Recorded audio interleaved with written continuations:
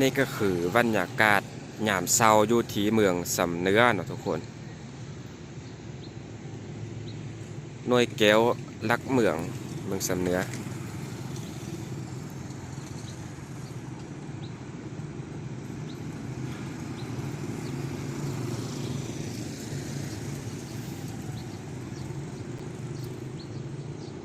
มื้อนี้วันที่20เดือน3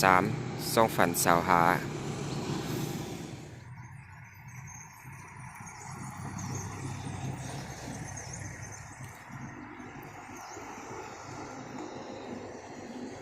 ตึกนั้นจะเป็น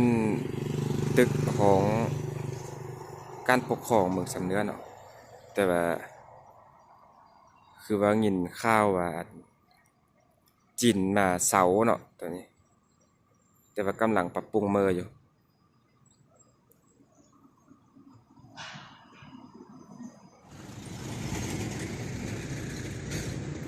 ขึ้นเมื่อทางนั้นก็จะเป็น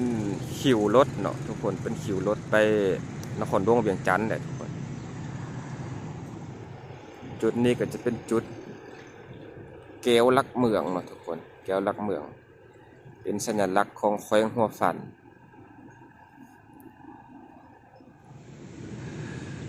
ของการแถลงข่าวเนาะของการแถลงข่าววัฒนธรรมและท่องเที่ยวแขวงหัวฝัน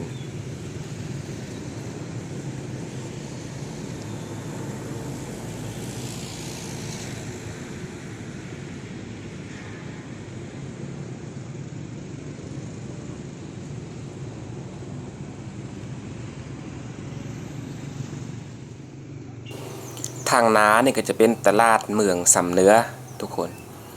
เป็นครัวขามน้ำสำไปหาตลาดเนาะแล้วก็ทางลมนี่ก็เป็นสายน้ำสำทุกคนสายน้ำสำที่ว่าไหลออกไปเซอเมืองสำเตอพุ่นแหละอันนี้ก็เป็นน้ำสำอยู่ที่เมืองสำเนื้อแถวนี้ก็จะเป็นบังสงวนเนาะทุกคนแต่ว่า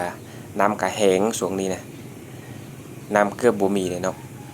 แต่ว่าช่วงนึงหันถ้าว่าน้ำบ่คุ้นนี่มีปลาหลายทุกคนแถวนี้นะส่วนนี้ก็เป็นสวงต้นไม้อันกำลังบานเนาะช่วงนี้จะเป็นกอบานอันนี้นะเป็นกอบานกำลังลอกงามๆเลยอากาศก็หนาวๆมื้อนี้นะ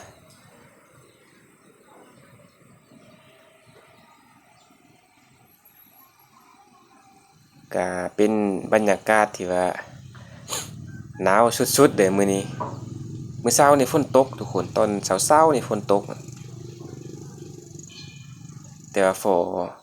อ้าวสวยมาแล้วนึงก็ฝนก็หยุดตกทางนั้นเขาเจ้ากำลังเฮ็ดเป็นโรงแรมเลยทุกคนแต่ว่าอาจจะเป็นนายทุนจีนเนาะโรงแรมพลาซ่า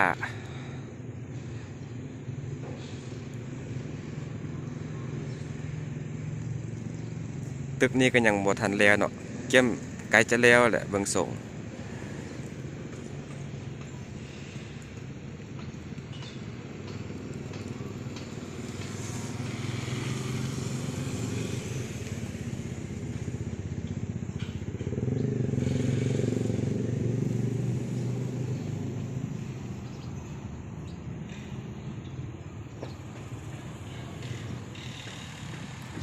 อากาศนี่หนาวสุดๆเลยทุกคน2-3 มื้อนี่โอ้หนาว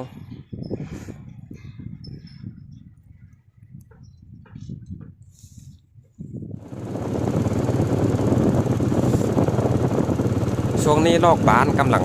บ้านงามๆทุกคนเมืองสำเนื้อแขวงหัวผัดก็เริ่มมีการพัฒนา